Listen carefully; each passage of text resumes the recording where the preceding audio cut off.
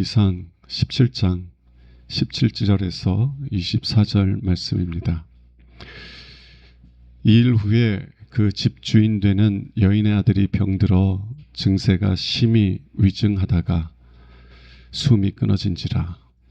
여인이 엘리야에게 이르되 하나님의 사람이여, 당신이 나와 더불어 무슨 상관이 있기로 내 죄를 생각나게 하고 또 내 아들을 죽게 하려고 내게 오셨나이까? 엘리야가 그에게 그의 아들을 달라 하여 그를 그 여인의 품에서 받아 안고 자기가 거처하는 다락에 올라가서 자기 침상에 누이고 여호와께 부르짖어 이르되 내 하나님 여호와여, 주께서 또 내가 우고하는 집 과부에게 재앙을 내리사 그 아들이 죽게 하셨나이까? 하고 그 아이 위에 몸을 3번 펴서 엎드리고 여호와께 부르짖어 이르되 내 하나님 여호와여, 원하건대 이 아이의 혼으로 그의 몸에 돌아오게 하옵소서 하니 여호와께서 엘리야의 소리를 들으심으로 그 아이의 혼이 몸으로 돌아오고 살아난지라. 엘리야가 그 아이를 안고 다락에서 방으로 내려가서 그의 어머니에게 주며 이르되 보라, 내 아들이 살아났느니라. 여인이 엘리야에게 이르되 내가 이제야 당신은 하나님의 사람이시요 당신의 입에 있는 여호와의 말씀이 진실한 줄 아노라 하니라. 아멘. 아멘. 오늘은 알매 신앙으로라는 제목으로 하나님의 말씀을 함께 나누겠습니다. 오늘 본문에서 우리는 하나님께서 우리가 도무지 이해할 수 없는 길로 인도하시는 것을 보게 됩니다. 도무지 우리가 이해할 수 없는 일을 행하시는 하나님을 만나게 된다는 것입니다. 하나님께서 사르밧 과부에게 엘리야 선지자를 보내서 복음을 전하게 하셨어요. 나를 우선순위로 삼아라. 그러면 내가 너를 돌보아주겠다. 주 예수를 믿으라. 예수를 너의 주인으로 영접해라. 그러면 너와 내 집이 구원을 받을 것이다. 그 복음의 말씀을 믿고 엘리야 선지자를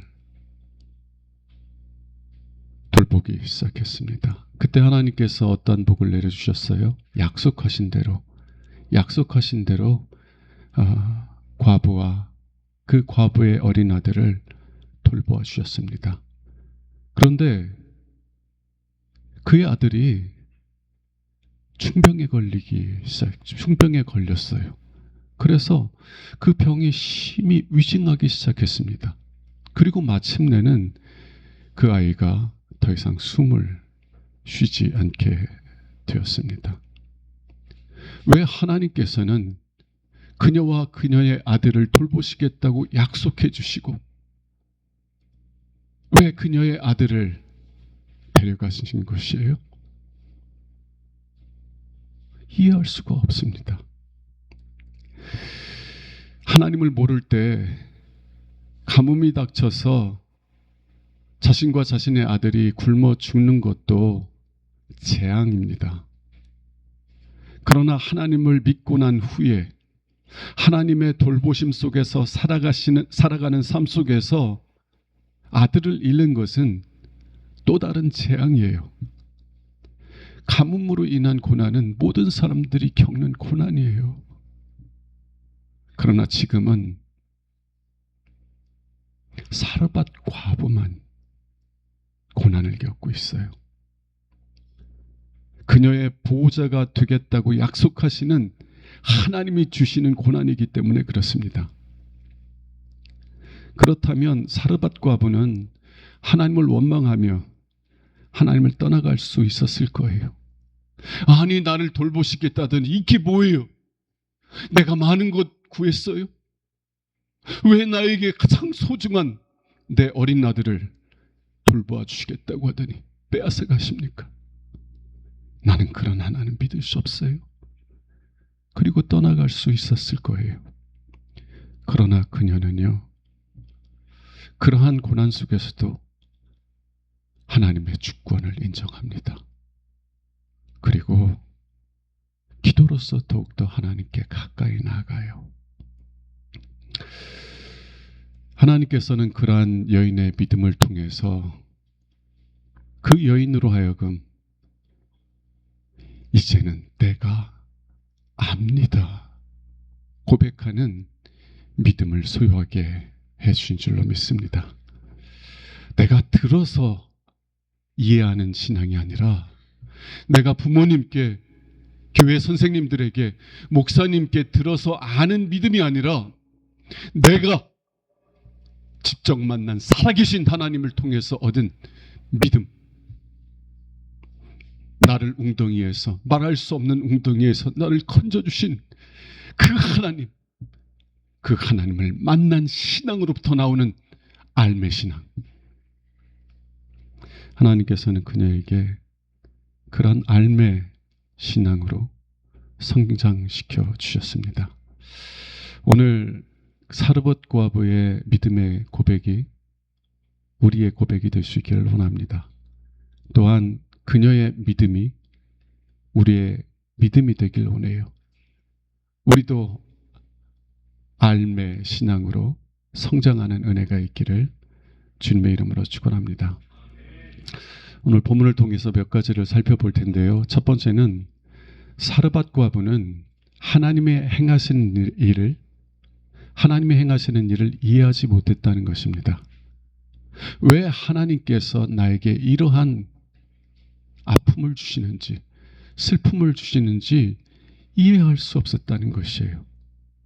왜 하나님께서 돌봐주시겠다고 하는 그 아들을 데려가셔요? 왜 하나님께서 그렇게 하셨는지 이해할 수 있어요? 고난에는 하나님의 선하신 뜻이 있다는 것을 신뢰하지만 왜 그렇게 하셨는지 이해할 수 있어요? 이해할 수 없었습니다. 18절을 보겠습니다. 여인이 엘리야에게 이르되 하나님의 사람이여 당신이 나와 더불어 무슨 상관이 있기로 내 죄를 생각나게 하고 또 내 아들을 죽게 하려고 내게 오셨나이까? 그녀는 하나님께서 자기 아들을 데려가신 것은 자신의 죄 때문이라고 생각하는 거예요. 자신의 죄 때문에 하나님께서 자신에게 이런 재앙을 내리셨다 생각한다는 것입니다. 그러나 정말 하나님이 그녀의 죄 때문에 그녀의 아들을 데려가신 거예요? 하나님께서 그녀와 그녀의 자녀에게 은혜를 베푸시다가 갑자기 이렇게 말씀하시는 겁니까? 야, 잠깐만. 야, 내가 너한테 왜 왔는지 까먹었어.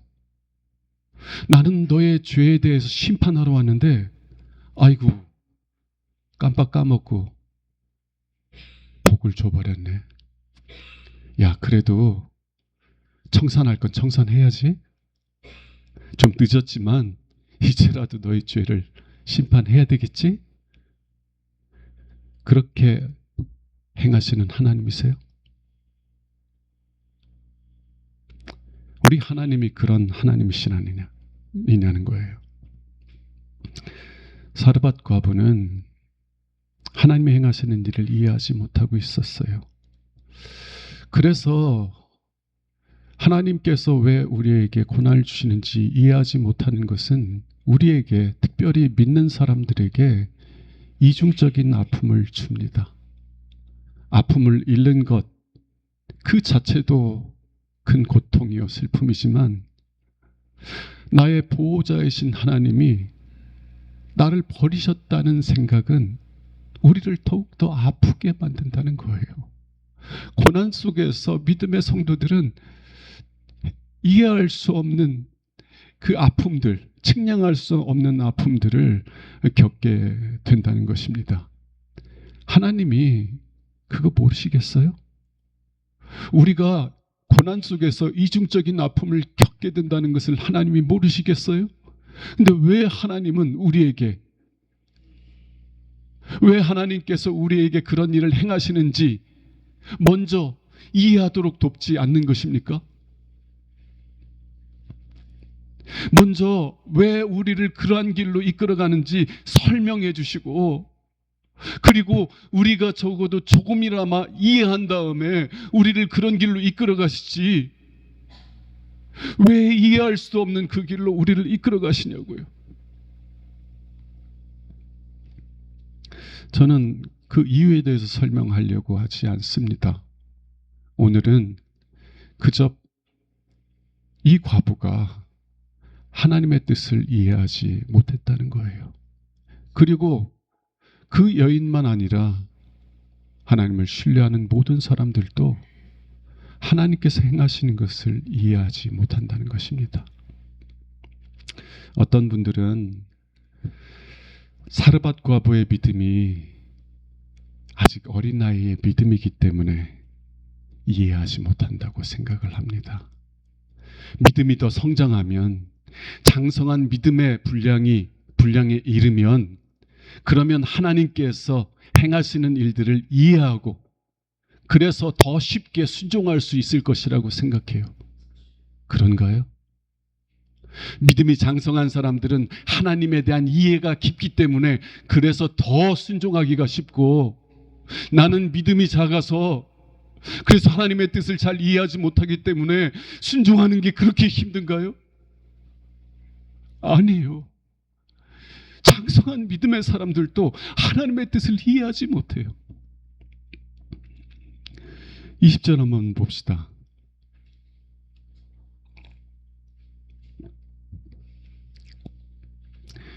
여호와께 부르짖어 이르되, 엘리야가 하나님께 기도하는 거예요. 과부의 품에서 어린 아이를 받아요. 과부의 품에서 어린 아들을 받는다는 것은 아들이 어리다는 얘기예요. 어린 아들이라는 것이에요. 그 어린 아기를 과부의 품에서 받아서 자기가 거처하는 다락방에 올라가 침대에 누이고 하나님께 이렇게 부르짖어 기도하는 거예요. 내 하나님 여호와여, 주께서 또 내가 우고하는 집 과부에게 재앙을 내리사 그 아들이 죽게 하셨나이까? 왜 또라는 표현을 써요? 선지자 엘리야는 이스라엘의 영적 암흑기에 보냄을 받은 선지자였습니다. 이스라엘 역사에서 가장 영적으로 타락한 시대에 보냄을 받은 선지자였어요. 아합과 이세벨이 바알 신앙을 국교로 세웠어요. 그리고 수도에다가, 도시들에다가 바알 신당을 세우고, 그리고 국가에서 공인한 바알 제사장, 아세라 제사장들을 세우고 백성들로 하여금 공식적으로 바알을 섬기고 아세라를 섬기게 만들었다는 거예요.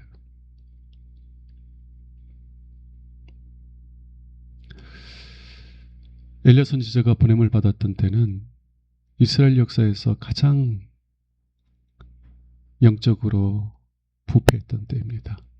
영적인 암흑기에 보냄을 받은 선지자예요. 그래서 엘리야가 제일 처음에 전했던 하나님의 메시지는, 선지자는 하나님의 말씀을 받아서 전하는 자들이에요. 엘리야 선지자가 제일 먼저 전했던 메시지가 뭔지 아세요? 내 말이 없으면 이 땅에 수년간 비뿐만 아니라 이슬도 내리지 않을 것이다. 하나님의 재앙에 대해서 선포했어요. 온 이스라엘의 죄악이 관영에서 가득 차서 가는 곳마다 하나님의 재앙에 대해서 선포할 수밖에 없었어요. 여러분, 저는 목회자로서 엘리야의 마음을 조금은 이해할 수 있어요. 여러분, 목회자로서 성도들에게 축복의 말씀을 전하고 싶은 게 설교자의 마음이에요. 재앙의 말씀을 전하고 심판의 말씀을 전하는 것을 원하지 않아요. 하나님께서 여러분들에게 복의 복을 더하시고 은혜의 은혜를 더하시기를 소원하는 마음이 있기 때문입니다. 그런데 하나님이 전하라니까 어쩔 수 없이 재앙의 말을 전해요. 그리고 그 재앙의 말씀을 전했을 때 이스라엘 백성들이 회개하고 돌아오면 좋은데 돌아오질 않아. 회개하지 않는 이스라엘 백성들에게 재앙이 임하는 것을 보며 엘리야가 얼마나 마음이 아팠겠어요. 그런데 이제는 자신을 돌보아주고 있는 과부의 집에 재앙을 내린 것 같아요. 하나님께서 과부에게 하나밖에 없는 그 어린 아들을 데려가셨으니까. 그래서 엘리야는 하나님께 이렇게 기도하는 거예요. 하나님, 또예요. 이번에는 심지어 나를 섬기고 나를 돌보아주는 여인에게까지예요. 무슨 말씀이에요? 엘리야도 이해하지 못했다는 것입니다. 엘리야도 이해하지 못했다는 거예요. 위대한 선지자 예수님께서 이 엘리야를 가리켜서 여인에게서 난 자 중에 이 엘리야보다 큰 자가 없다고 그랬어요. 이 위대한 선지자조차도 왜 하나님께서 이러한 일을 행하시는지 이해하지 못했던 거예요. 때때로 우리 교회 내에서 우리 성도님들은 그렇지 않지만 예전 교회들을 이렇게 지켜보면 성도들 가운데 어려움을 겪어요. 그러면 내가 할 말을 해줘야겠다 그러면서 당신 죄 때문에 하나님께서 이런 재앙을 주신 거야 말하면서 안 그래도 이중적인 고통 속에 있는 사람들을 더 아프게 하는 분들이 있어요. 엘리야도 몰랐는데 그분은 아시나 봐. 때때로 강단에서 목사님들이 나에게 그런 말씀을 하신 봅시다.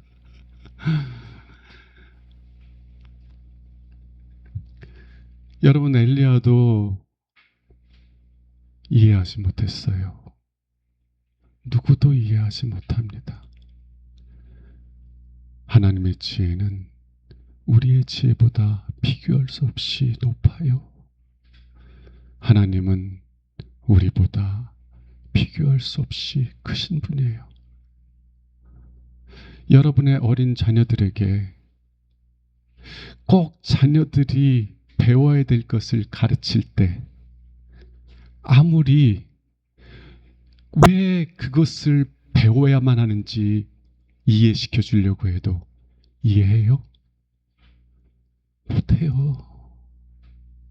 못해요. 그 아이가 부모의 신앙의 믿음의 그 부모의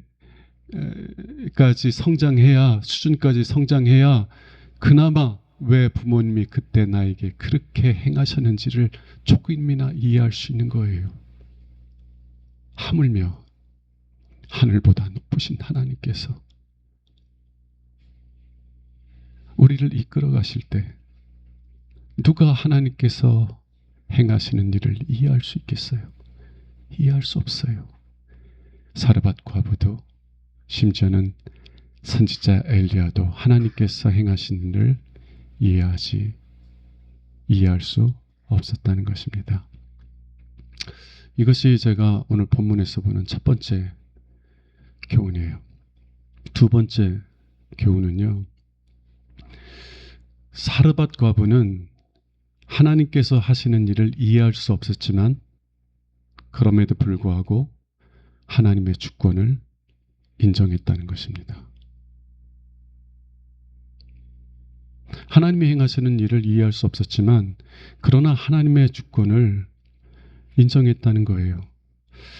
사르밧 과부는 이렇게 하나님을 원망할 수 있었을 거예요. 도대체 내가 얼마나 큰 죄를 지었다고 나에게 이러실 수 있습니까? 만일 내가 큰 죄를 지었다 할지라도 재앙을 내리시면 나에게 내리셔야지 왜 죄 없는 내 아들에게 재앙을 내리신 겁니까? 나는 하나님께서 행하시는 일을 도무지 공정하다고 인정할 수가 없습니다. 그러므로 나는 하나님을 나의 하나님으로 받아들일 수 없습니다. 그렇게 하나님을 비난하며 하나님을 떠날 수 있었을 거예요. 그런데 이 사르밧 과부는 비록 하나님의 행하시는 일을 이해할 수 없었지만 그럼에도 불구하고 하나님의 주권을 인정합니다. 18절을 다시 한번 볼게요.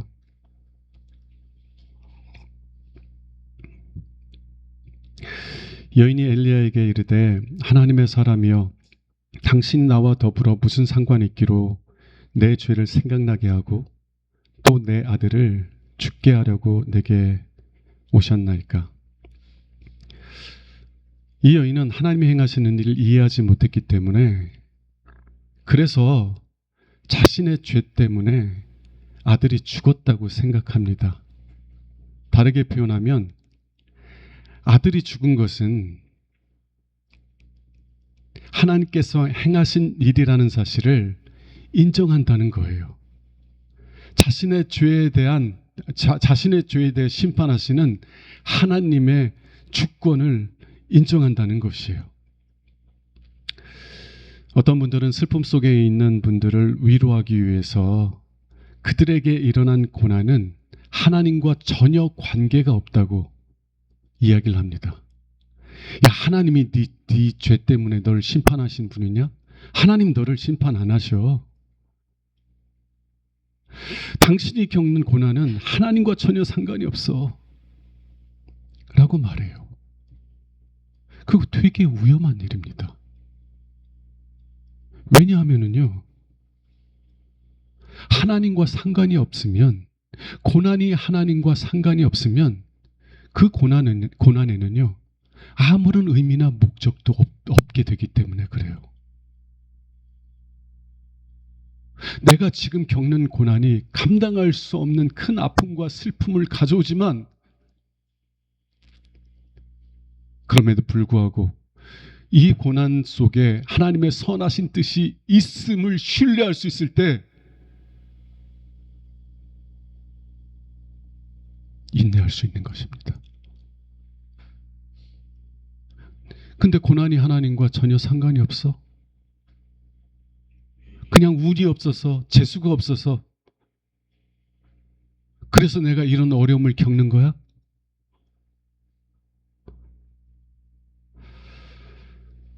아무런 목적이 없는 고난은 우리를 세우는 것이 아니라 오히려 우리를 무너뜨려요.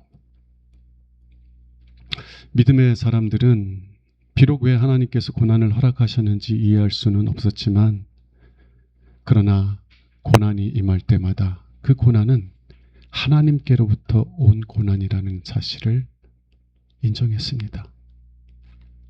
그 고난을 허락하시는 하나님의 주권을 인정했다는 거예요. 동방의 의인 욥은 하루 만에 모든 것을 잃게 되었을 때 하나님 앞에 엎드려 이렇게 기도합니다. 내가 모태에서 알몸으로 나와 싸운즉 또한 알몸이 그리로 돌아가올지다. 주신 이도 여호와시요 거두신 이도 여호와이시니 여호와의 이름이 찬송을 받으실지이다. 주신 이도 하나님이시고 거두어 가시는 이도 하나님이세요. 축복만 주시는 것이 아니라 하나님께서는 고난도 주실 수도 있고 또 그 고난을 거둬가실 수 있는 분이 하나님이시라는 거예요. 만일 욥이 하나님의 이런 주권을 인정하지 못했다면, 그래서 그의 모든 고난이 아무런 의미도 없고 아무런 목적도 없는 고난이었다면 욥은 결코 그 고난을 인내내지 못했을 거예요. 그 고난을 통하여서 정금같이 빛나는 순전한 믿음의 사람으로 일어나지 못했을 것이라는 것입니다. 욥이 감당할 수 없는 그 고난은 그의 영혼을 갉아먹었을 것이고요. 욥은 그 고난과 함께 망하게 되었을 것입니다. 믿음의 사람들은 비록 하나님께서 자신들을 이해할 수 없는 길로 인도하실지라도, 때로 감당할 수 없는 고난을 허락하실 때에도 하나님께서 그렇게 하실 수 있는 권한을 가지고 있다는 사실을 인정합니다. 그리고 하나님의 그 주권을 인정하기에 그 주권 아래에서 겸손히 엎드린다는 것입니다. 하나님, 당신이 이룰 수 있어요? 당신이 뭔데 나한테 이래? 하나님을 원망하며 하나님을 떠나는 것이 아니라, 네, 주신 이도 하나님이시요 거두시는 이도 하나님이십니다. 그리고 엎드려서 겸손히 하나님께 엎드리는 거예요. 사르밧 과부도 비록 하나님이 행하시는 일을 이해할 수 없었지만 하나님의 주권을 인정하며 하나님 앞에 겸손히 엎드렸습니다. 이것이 제가 두 번째 보는 교훈이고요. 세 번째 교훈은 두 번째 교훈과 밀접하게 연관되어 있습니다. 세 번째 교훈은 사르밧 과부는 기도로 하나님께 더 가까이 나갔다는 거예요. 고난의 때에 하나님에게서 멀어지는 것이 아니라 하나님께 더 가까이 나갔다는 거예요. 고난의 때에 믿음의 자리에서 물러나는 것이 아니라 오히려 더 믿음으로 하나님께 가까이 나갔다는 것이에요. 왜 그럴 수 있었어요? 만일 하나님께서 허락하신 고난이라면 그 고난을 거둬가실 수 있는 분도 하나님이시니까, 나에게 고난을 허락하셨다면 그 고난이라는 문제를 풀어주실 수 있는 분도 하나님이시니까. 그래서 이 여인은요, 하나님의 주권을 인정했던 이 여인은 기도의 자리에서 물러난 것이 아니라 더 하나님께 가까이 나갔어요. 왜 하나님이 나에게 이런 고난을 허락하시는지 이해할 수 없었어요. 저도 제 인생을 이렇게 돌아보면 진실하게 살려고 애쓰고 노력했는데 돌아보면 갈진짜야. 부끄러운 것 투성이에요. 어리석은 삶 투성이에요. 그래서 하나님이 고난을 주시면 저도 하나님이 저희 죄 때문에 이런 어려움을 주시나? 성도들이 어려움을 겪으면 내 죄 때문에 하나님께서 성도들을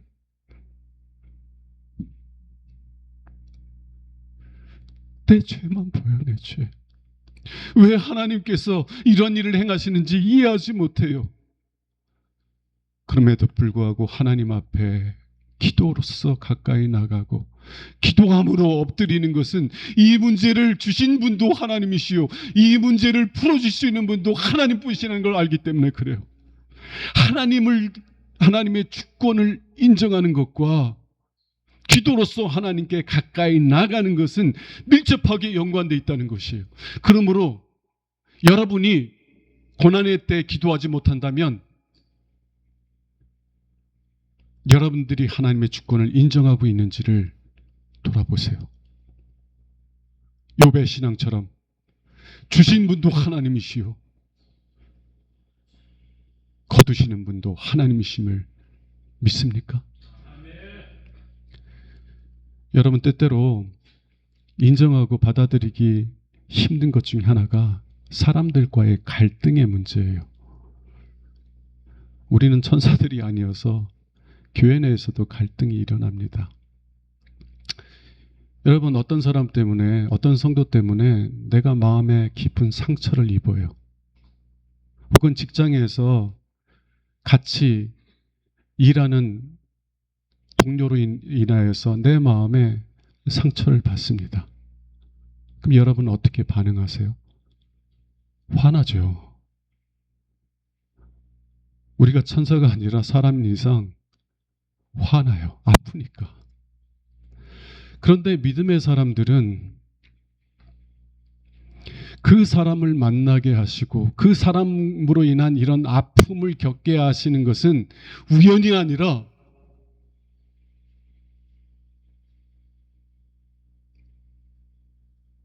하나님께서 행하시는 일이심을 인정한다는 거예요. 하나님의 주권을 인정한다는 거예요. 그래서 사람과의 갈등이 있을 때, 그로 인하여 아픔을 겪게 될 때 하나님의 주권을 인정하는 사람들은 기도의 자리로 더 가까이 나갑니다.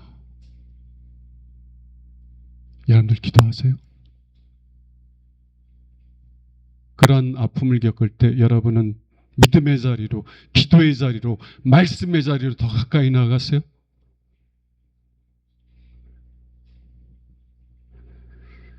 만일 여러분들이 하나님의 주권을 인정하지 못하면요, 도대체 하나님이 무슨 권리로 나에게 이러한 어려움을 주시는 거야? 하나님이 나한테 이럴 수 있어? 내가 하나님한테 얼마나 열심히 봉사했는데, 내가 하나님을 위해서 얼마나 열심히 헌신했는데, 내가 하나님께 얼마나 물질적인 헌신을 했는데, 내가 얼마나 정성스럽게 기도하고 예배했는데 하나님이 나한테 이럴 수 있어? 하나님이 나를 사랑하신다면 이럴 수는 없는 거야. 여러분, 하나님의 주권을 인정하지 못하면요, 기도의 자리로 나가질 못해요. 오히려 자꾸만 기도의 자리로 멀어집니다. 말씀의 자리에서 자꾸 멀어져요. 말씀이 선포돼도 말씀이 안 들어와. 기도의 자리에 가도 기도가 안 돼. 만일 여러분들이 고난의 때에 정말 겸손한 마음으로 하나님께 부르짖지 못하고 있다면 여러분이 하나님의 주권을 인정하고 있는지를 살펴보라는 것입니다.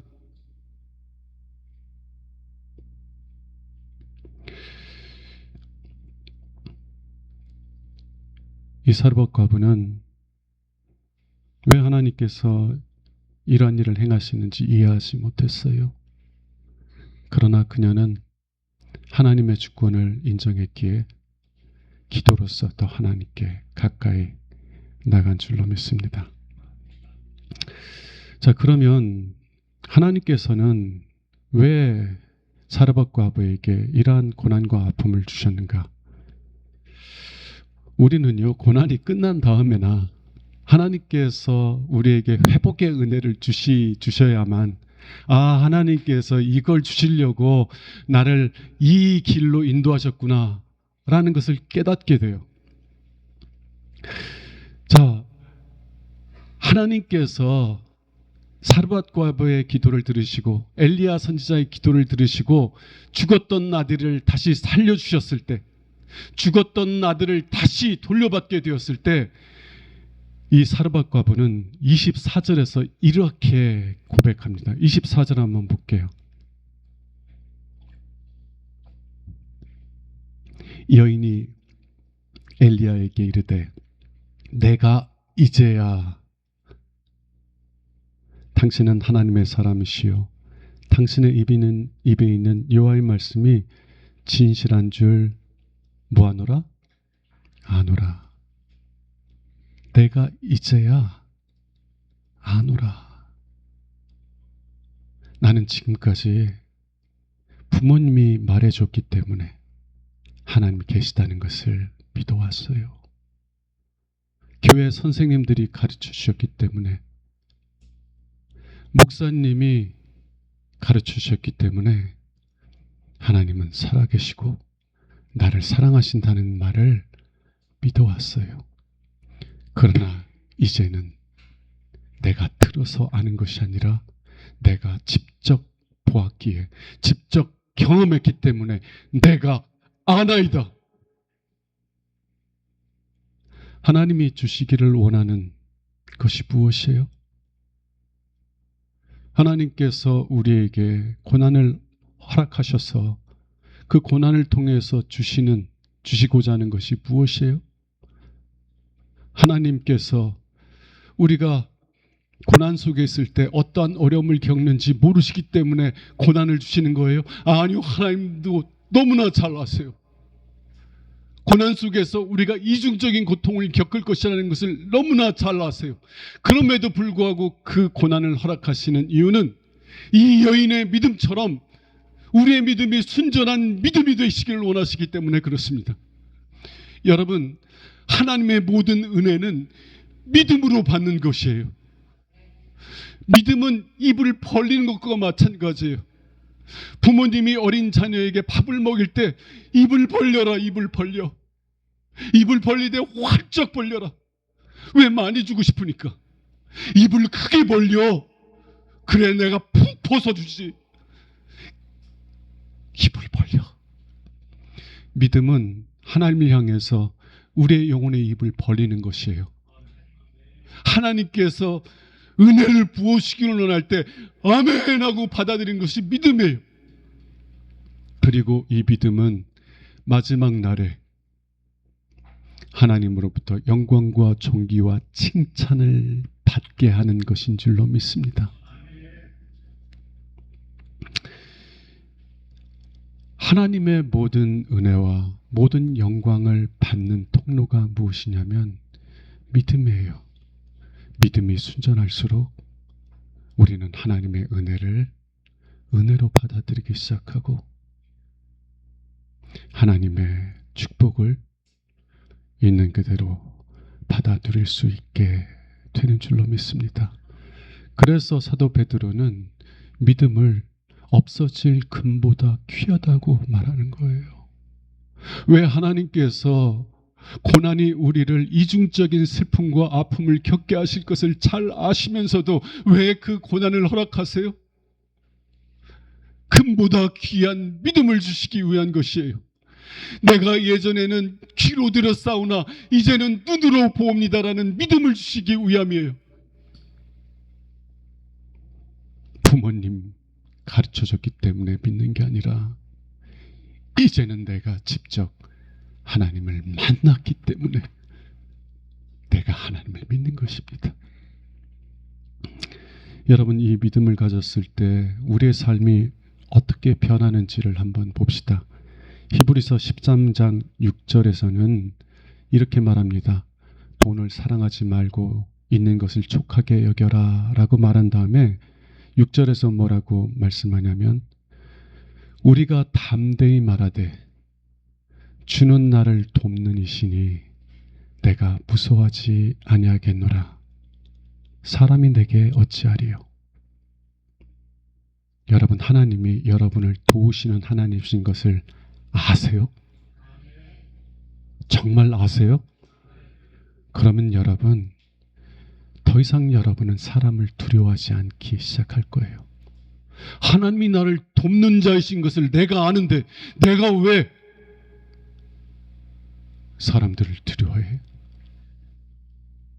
다윗은 천만인이 나를 둘러쳐서 나를 대적한다 할지라도 내가 두려워하지 않을 것이다 말했어요. 왜? 하나님은 나를 돕는 자로서 나와 함께 하신다는 것을 뭐 하니까? 아니까. 내가 하나님을 압니다. 나는 이 믿음이 우리의 삶을 어떻게 변화시키는지 생각해 보시라는 거예요. 로마서 8장 31절부터 33절까지만 예를 들고 말씀을 마치려고 합니다. 로마서 8장 31절부터 33절에서 사도 바울은 이렇게 선포합니다. 그런즉 이 일에 대하여 우리가 무슨 말을 하리요? 만일 하나님이 우리를 위하시면 누가 우리를 대적하리요? 여러분, 하나님이 여러분을 위하시는 하나님이신 것을 아세요? 여러분이 만일 안다면 사람들을 두려워하지 않고, 심지어는 귀신들도 마귀들도 두려워하지 않을 거예요. 왜? 귀신들보다 크신 하나님이 나를 위하시니까.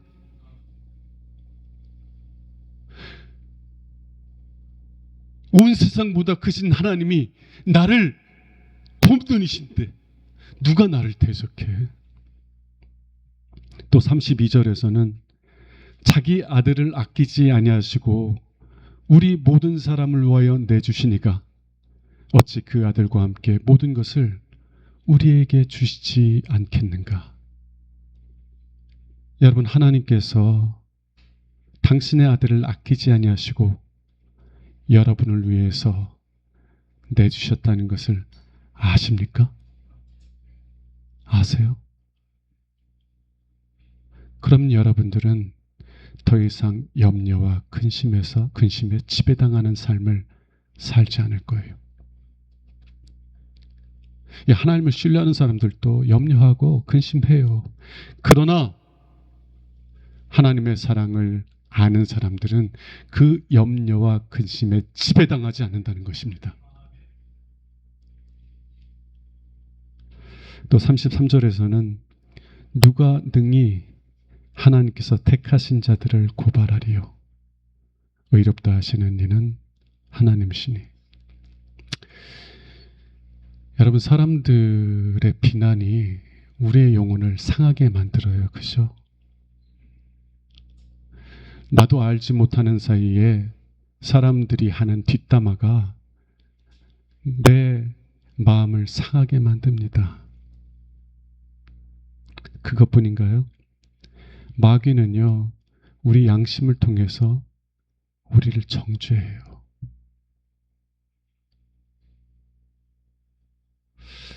다른 사람들이 우리를 정죄하는 것은 피할 수 있어요.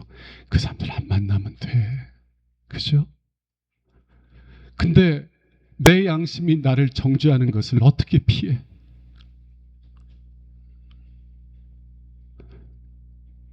제가 예전에 젊었을 때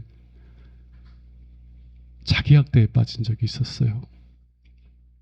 그때는 하나님을 모르는 때라 사탄이 제 양심을 통해서 저를 정죄하는 것이 이 사탄의 악한 의도라는 사실을 이해하지 못하고, 다만 제가 진실하니까 그렇다고 생각하고 제 양심의 정죄를 받아들였던 때가 있습니다.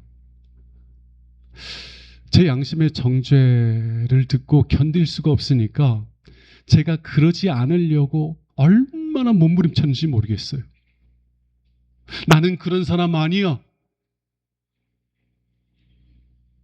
라는 것을 스스로에게 증명시켜주고 싶어서, 내 양심의 정죄와 싸워서 나는 그러한 사람이 아니라는 것을 증명하고 싶어서 그렇게 열심히 노력하고 수고하고 애썼는데, 노력하면 노력할수록 내 양심이 정죄하는 게 옳더라고요.